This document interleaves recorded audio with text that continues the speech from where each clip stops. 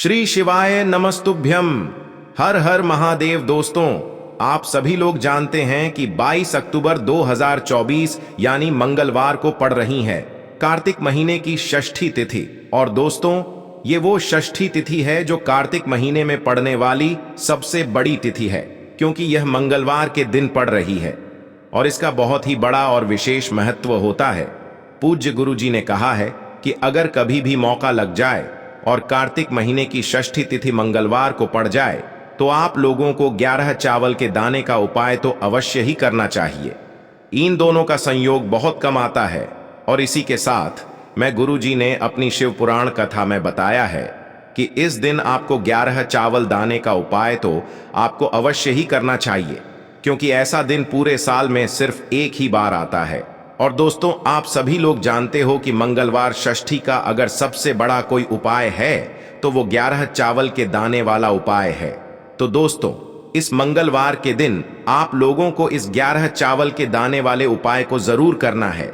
बहुत सारे लोग होंगे जिन लोगों ने इस उपाय को ना किया हो, मतलब पूरा साल निकल गया, उन्होंने किसी भी दिन इस 11 चावल के दाने वाले उपाय को ना किया हो। पर दोस्तों, आपके पास एक आखिरी मौका बचा हुआ है जो कि 22 अक्टूबर के दिन है। तो इस दिन आप लोगों को इस वाले उपाय को जरूर कर लेना है। भले ही आपने पूरे महीने भर इस उपाय को ना किया हो, पर अगर आपने इस कार्तिक महीने के षष्ठी के दिन अगर इस वाले उपाय को कर लिया तो आपको इस उपाय को करने का वो फल मिलेगा जिसकी आपने कभी कल्पना भी नहीं करी होगी। इसीलिए आप लोग इस वाले उपाय को एक बार जरूर कर लेना है, ताकि आप लोगों के हाथ से यह मौका ना जा सके और आपको इस उपाय को करने का फल मिल सके।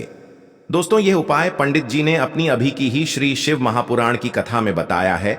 जिस उपाय को आज हम आपको बहुत अच्छे से समझाने वाले हैं।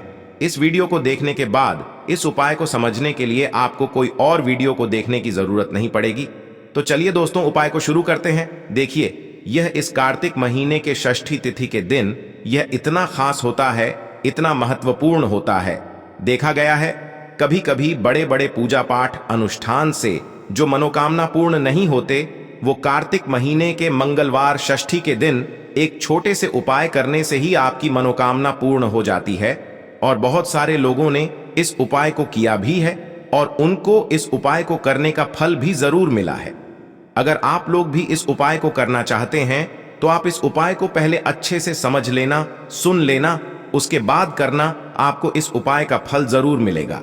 और इस उपाय को कर लेने से आपके घर में चाहे किसी भी प्रकार की दुख और समस्या क्यों ना चल रही हो, आपको उसका कारण भी नहीं पता है कि भाई यह समस्या किस कारण से चल रही है, उसका कुछ भी कारण हो सकता है, जैसे पितृदोष हो सकता है या किसी भी तरह का मंगल दोष भी हो सकता है।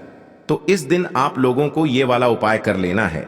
ये एक ऐसा उपाय है जिस उपाय को अगर किसी विशेष दिन पर किया जाए तो भाई उस विशेष दिन का जो है वह तो हमें मिलता ही मिलता है, पर हमने उस दिन पर इस उपाय को किया है तो हमें उससे भी बड़ा फल मिलता है। और फल बहुत जल्दी मिलता है, क्योंकि आप इस उपाय को बहुत ही बड़े और विशेष दिन पर कर रहे हो। तो चलिए अब उपाय के बारे में बात करते हैं, लेकिन उससे पहले आप लोगों को यह जानना आवश्यक है कि आखिर यह उपाय किस समय करना है, किसको करना है और कैसे करना है। तो चलिए हम आगे आपको वीडियो में एक एक करके बता देते हैं। लेकिन उससे पहले अगर आप लोग हमारे चैनल पर पहली बार आए हैं या फिर मेरी आवाज आज पहली बार सुन रहे हैं तो हमारे चैनल को सब्सक्राइब जरूर कर लेना और इस वीडियो को लाइक करके कमेंट बॉक्स में श्री शिवाय नमस्तुभ्यम ओम नम शिवाय जरूर टाइप कर देना। तो दोस्तों, इस 11 चावल के दाने वाले उपाय को हमें इस छठी के दिन कैसे करना है, किसको करना है, किस समय करना है और कहां पर करना है, ये सारे सवालों के जवाब आपको इस वीडियो में मिल जाएंगे। और जो ये वीडियो देखेगा भाई, उसको 11 चावल के दाने वाला उपाय जरूर करना चाहिए, क्योंकि इस दिन एक चावल के दाने का भी बहुत ही बड़ा और विशेष महत्व होता है। और जब बात आ जाए 11 चावल के दाने की, तो ये सोने पे सुहागा वाली बात हो जाती है और ये एक बहुत ही बड़ा उपाय हो जाता है इस मंगलवार षष्ठी का। तो अब दोस्तों, इस 11 चावल के दाने वाले उपाय को आखिर करना किसको है, सबसे पहले हम लोग वो बात जान लेते हैं। तो देखो, घर की जो बड़ी माताएं बहनें होती हैं, उन माताओं बहनों में से कोई भी एक बड़ी माता बहन इस वाले उपाय को कर सकती है। और दोस्तों, अगर आप चाहें तो अपने घर में से सभी सदस्यों को भी इस उपाय को करवा सकते हैं। अगर किसी व्यक्ति की खुद की कोई मनोकामना है, खुद की कोई दुख और परेशानी है जो कि वह अपने लिए ही करना चाहता है इस वाले उपाय को, तो वह खुद अपने लिए भी कर सकता है। बाकी अगर कोई घर में से ऐसा है जो कि अपने पूरे घर परिवार की सुख और शांति के लिए ये वाला उपाय करना चाहता है तो भाई वह भी कर सकता है, उसमें भी कोई दिक्कत वाली बात नहीं है। कहने का मतलब ये है कि इस उपाय को हर एक सदस्य भी कर सकता है और पूरे घर परिवार के सदस्य के लिए घर की बड़ी माताओं बहनों में से कोई एक माता बहन भी कर सकती है।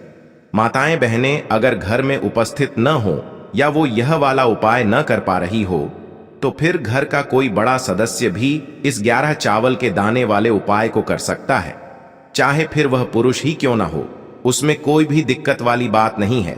अब दोस्तों, इस 11 चावल के दाने वाले उपाय को हमें करना कहां पर है? हमें इसे शिव जी के मंदिर में जाकर करना है। बहुत सारे लोग प्रश्न करते हैं हर एक उपाय को करते समय क्या हम इस उपाय को घर पर कर सकते हैं? तो इस वाले उपाय को आप घर पर नहीं कर सकते हो। इस वाले उपाय को करने के लिए आपको शिव जी के मंदिर ही जाना पड़ेगा।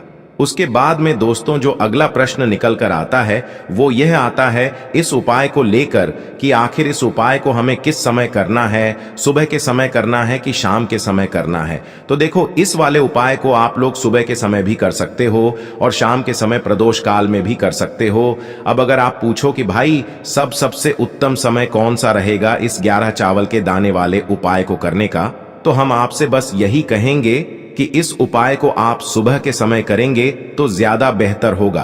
बाकी अगर प्रदोष काल शाम के समय भी करेंगे तो भी अच्छा होगा, उसमें कोई भी दिक्कत वाली बात नहीं है। तो अब दोस्तों जो अगली सबसे बड़ी और महत्वपूर्ण बात आती है वो यह आती है कि सुबह अगर हम उपाय को करेंगे तो हमें कितने बजे से लेकर कितने बजे तक के बीच में करना है, और शाम के समय प्रदोष काल में करेंगे तो हमें कितने बजे से लेकर कितने बजे के बीच में करना है। तो देखो, सुबह जितनी जल्दी हो सके आप उपाय को करने की कोशिश करना। बाकी अगर किसी कारणवश लेट भी हो जाओ, थोड़ी देर भी हो जाए, तो 10 या 11 बजे तक भी आप उपाय कर लेना, पर 12 बजे से ज्यादा देरी न हो, ठीक है? इस बात का ध्यान रखना। उसके बाद में दोस्तों अगर शाम के समय प्रदोष काल की बात करें, प्रदोष काल का जो समय होता है वो शाम के 6 बजे से शुरू हो जाता है। मतलब शाम के 6 बजे से लेकर 7 बजे के बीच का जो समय होता है ये समय प्रदोष काल का समय होता है। पर अभी जो मौसम चल रहा है इस मौसम में जो है शाम बहुत देरी से होती है, तो आप इस उपाय को 7 या 8 बजे के बीच में भी कर सकते हो। मतलब शाम के 6 बजे से रात 8 बजे के बीच में आप कभी भी इस वाले उपाय को कर सकते हो, उसमें कोई भी दिक्कत वाली बात नहीं है। अब दोस्तों यहां पर इस उपाय को लेकर एक और सबसे बड़ी बात यह निकल कर आती है कि इस 11 चावल के दानों को हमें लेना कहां से होता है, और हमें इस उपाय को करने के साथ में क्या और कुछ भी सामग्री ऐसी होती है जो शिव जी के मंदिर लेकर जानी पड़ती है। तो देखो यहां पर हम आपको बता दें, सबसे पहले आप लोग ये जान लो कि यह जो 11 चावल के दाने वाला उपाय है, सिर्फ और सिर्फ आप उपाय की सामग्री लेकर कभी भी शिव जी के मंदिर मत जाना, क्योंकि हमें भगवान के सामने यह नहीं दर्शाना है कि अगर हम भगवान शिव जी के मंदिर आए हैं तो अपने फायदे के लिए आए हैं। तो इसलिए जो भी पूजन सामग्री है उपाय सामग्री है। 11 चावल के दाने, इसके साथ में आपको पूजन सामग्री भी जरूर लेकर जाना है। देखो, अगर सुबह के समय उपाय कर रहे हो तो सीधी सी बात है, 1 लोटा जल तो आप लेकर जाओगे ही जाओगे। वही 1 लोटा जल अगर मिट्टी का जल हो तो बहुत अच्छा रहेगा। मिट्टी का जल कैसे बनाया जाता है इसके लिए हमने पहले से बहुत सारी वीडियोस बना दी है। आपके पास इस दिन एक आखिरी मौका रहेगा मिट्टी का जल शिव जी पर चढ़ाने का और उपाय को करने का। बहुत बड़ा आपको इस दिन फल मिलेगा। तो इसलिए इस दिन हो सके तो भाई मिट्टी का जल चढ़ाना, तो अपने साथ में कम से कम 1 लोटा जल तो आपको लेकर जाना ही जाना है। अगर मिट्टी का जल नहीं है तो घर का जल भी आप इस्तेमाल कर सकते हो। इसके अलावा जो भी पूजन सामग्री है, देखो 11 चावल के दाने ये अलग आपके रहेंगे और जो आपकी पूजन सामग्री रहेगी वो अलग रहेगी। पूजन सामग्री में आप जो भी चीज लेकर जाना चाहे वो लेकर जा सकते हैं, उसमें कोई भी दिक्कत वाली बात नहीं है। वहीं अगर हम बात करें शाम के समय की, तो शाम के समय शिव जी पर जल नहीं चढ़ता है, इसीलिए शाम के समय आप लोग एक दीपक तैयार कर लें जो कि गोलबत्ती का आटे का शुद्ध देसी गाय का घी का होगा, है ना? इस बात का आप लोगों को ध्यान रखना है और इस दीपक को आपको घर से जलाकर नहीं लेकर जाना है, भगवान शिव जी के मंदिर में जाकर ही जलाना है। इस बात का भी आप लोगों को ध्यान रखना है। अब दोस्तों, यहां पर हमें इस बात को समझना है कि यह 11 चावल के दाने हमें लेना कहां से है। क्या हमें दुकान से लेकर आना है, या हमें अपने घर से लेना है, या कहां से लेकर आना है, और कौन से चावल लेना है, क्योंकि चावल भी बहुत प्रकार के होते हैं। तो देखो, इन सभी सवालों के जवाब आप लोग एक बात में सुन लो कि भाई ये जो उपाय है, इस उपाय में आपको ये नहीं देखना है कि भाई कौन से चावल है, कौन से चावल नहीं है। बस जो भी चावल ले रहे हो वो चावल का दाना सबूत होना चाहिए, मतलब साबुत होना चाहिए, टूटा हुआ नहीं होना चाहिए, कटा पिटा नहीं होना चाहिए। ये बात आपको ध्यान रखना है। बाकी आपका चावल बासमती हो या सादा चावल हो या कोई सा भी चावल हो, उसमें कोई भी दिक्कत वाली बात नहीं है। तो सीधी सी बात है कि आपके घर के रसोई घर में जहां पर आप भोजन बनाते हो, वहां पर जो भी चावल आपके उपस्थित हो, उन चावलों में से अपनी एक कटोरी भर लेना या एक मुट्ठी चावल अलग से निकाल कर रख लेना, क्योंकि हम 11 चावल ही यहाँ पर इस उपाय में लेने वाले हैं। तो हमें यह चावल के दाने गिनकर निकालने पर डढ़ेंगे। इस बात का आप लोगों को ध्यान रखना है। तो अपने उस चावल की कटोरी में से या चावल में से 11 ऐसे चावल के दाने आप लोग निकाल लो जो कि टूटे हुए ना हो, कटे पिटे ना हो, जिनमें कोई दाग ना लगा हुआ हो, है ना? अच्छे साबुत चावल के दाने 11 दाने आप लोग निकाल कर रख लो और इन्हें किसी भी एक कागज की पुड़िया में या किसी एक छोटी सी कटोरी में आप लोग रख लो, ताकि यह सुरक्षित रहे। आपके एक भी चावल का दाना इधर उधर ना हो और आपका उपाय भी पूरा अच्छे से हो जाए। तो भाई, जैसे ही आपका उपाय की जो सामग्री है, 11 चावल के दाने ये तैयार हो जाते हैं, उसके बाद मैं आपको जो भी अपनी पूजन सामग्री है, सुबह के समय कर रहे हो तो 1 लोटा जल या पूजन सामग्री जो लेकर जाना चाहो उसकी भी तैयारी कर लेना। और शाम के समय जा रहे हो तो भाई अपना जो दीपक है उसे तैयार कर लेना, ठीक है? और उपाय को करते समय शुद्धता का विशेष रूप से ध्यान रखना, ठीक है? सुबह सुबह स्नान करने के बाद ही उपाय को करने की आप लोग तैयारी करना। उसके बाद अगर शाम के समय की बात करें तो शाम के समय आपको स्नान करने की जरूरत नहीं है, पर शुद्धता का ध्यान रखना है।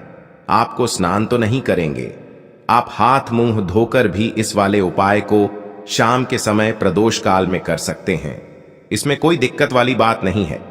तो आप अपने उपाय की पूरी सामग्री तैयार करके आपके पास ही में जो आपका शिव मंदिर हो वहां पर पहुंच जाइए।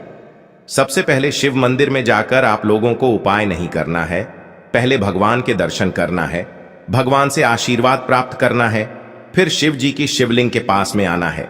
शिवलिंग के पास में आने के बाद आप जो पूजन सामग्री लेकर आए हुए हैं, जैसे कि सुबह गए हुए होंगे तो 1 लोटा जल और जो भी पूजन सामग्री लेकर आए हैं, आप उनसे भगवान शिव जी की पूजन कीजिए। सबसे पहले तो 1 लोटा जल ही चढ़ेगा, उसके बाद में आपकी पूजन सामग्री चढ़ेगी। उसके बाद में अगर दोस्तों शाम के समय अगर आप इस उपाय को कर रहे हो तो अपने साथ में कम से कम एक जो दीपक है गोल बाती का जो आप अपने साथ में लेकर गए हो, उस दीपक को मंदिर में जाकर अपनी माचिस से जलाना है और उस दीपक को शिवलिंग के पास में रखना है, ठीक है? इस दीपक को रखने के बाद ही आप लोगों को अपना ये वाला उपाय शुरू करना है। और दीपक को ज्यादा पास में मत रखना, वैसे भी गर्मी पड़ रही है, भगवान शिव जी को आंच नहीं लगनी चाहिए, है ना? तो भाई, जैसे ही आपकी पूजा अर्चना हो जाती है, आप भगवान शिव जी को प्रसन्न कर लेते हैं। उसके बाद में शिवलिंग के पास ही में आप कहीं पर बैठ जाइए, सामने या आसपास जिस जगह पर आपको बैठना हो वहां पर बैठ जाइए और अपने वह 11 चावल के दाने अपने सामने निकाल कर रख लीजिए, क्योंकि अब यहाँ पर उपाय को यहाँ पर करने की आपको तैयारी करना है। और इस तरीके से जब आप उपाय करेंगे, पूजन सामग्री करने के बाद, पूजन अर्चना करने के बाद, तो आपको उपाय का फल बहुत जल्दी और बहुत बढ़ा होकर मिलेगा। तो अपने 11 चावल के दाने अपने सामने निकाल कर रख लेना। और यह जो उपाय है यह आपकी सीधे हाथ की हथेली से होगा, इसलिए इस बात का भी विशेष रूप से ध्यान रखना है। तो सीधे हाथ की हथेली का प्रयोग करके ही आप लोग अपना इस वाले उपाय को करना। अपने सामने जो भी आपकी कागज की पुड्डियां है उसको खोल कर रख लो, या कटोरी है तो भाई उसे अपने सामने रख लो और अपने वह 11 चावल के दाने निकाल लो, ठीक है? उसके बाद में दोस्तों अब आपको क्या करना है कि शिवलिंग आपके सामने होगी, तो आपने वह 11 चावल के दाने एक एक करके आपको शिव जी के शिवलिंग के ऊपर चढ़ाना है। कहां पर चढ़ाना है? शिवलिंग के ऊपर चढ़ाना है और कहीं पर भी नहीं चढ़ाना है। आपको अपने हथेली से तो शिवलिंग के ऊपर चढ़ना है, भले ही फिर वो अपने आप जलाधारी पर गिर जाए या मतलब वहीं पर गिर जाए, उसमें कोई दिक्कत वाली बात नहीं है, पर आप चढ़ाओ शिवलिंग के ऊपर ही।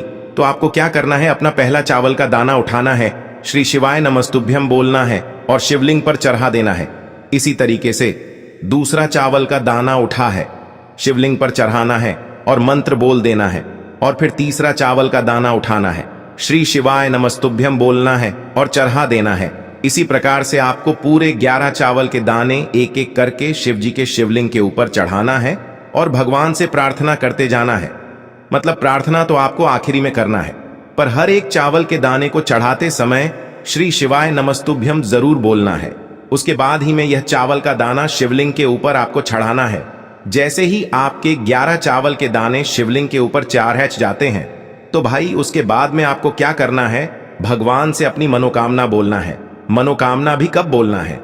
जब आपका 11 चावल का दाना आपके सीधे हाथ की हथेली में हो और आप उसे चढ़ाने के लिए जा रहे हो। श्री शिवाय नमस्तुभ्यम बोलकर उस आखिरी चावल के दाने को शिवलिंग के ऊपर चढ़ा देना और भगवान से फिर अपनी वह मनोकामना बोल देना, जिस मनोकामना के लिए आप लोग अपना यह वाला उपाय कर रहे हो, जिस भी दुख और परेशानी के लिए आप लोग अपना यह वाला उपाय कर रहे हो। उसके बाद में जैसे ही आप अपनी मनोकामना बोल देते हो, आपका यह वाला उपाय पूरा हो जाता है। पर दोस्तों, उपाय को करने के बाद आप लोगों को 2 मिनट भगवान शिव जी के मंत्र का जाप जरूर करना है और मंत्र का जाप करने के बाद भगवान से एक और बार प्रार्थना करना है अपनी मनोकामना के लिए या अपनी जो भी दुख और परेशानी है उसके लिए। इसके बाद में आप लोग भगवान को देखकर, भगवान से प्रार्थना करके, उनसे आशीर्वाद लेकर वहां से उठ सकते हैं और अपने घर पर जा सकते हैं। बस दोस्तों, यहां पर यह वाला उपाय पूरा हो जाता है। इस तरीके से जो भी व्यक्ति छोटी छोटी चीजों का ध्यान रखते हुए इस 11 चावल के दाने वाले उपाय को करेगा, निश्चित सी बात है उसे उसकी मनोकामना जल्द ही पूर्ण होगी और जो भी दुख और परेशानी है वो भी बहुत ही जल्दी दूर होंगे। और दोस्तों, अगर आपको हमारी ये वीडियो पसंद आई हो तो हमारे इस वीडियो को लाइक और चैनल को सब्सक्राइब जरूर करें। हर हर महादेव, ओम नमः शिवाय।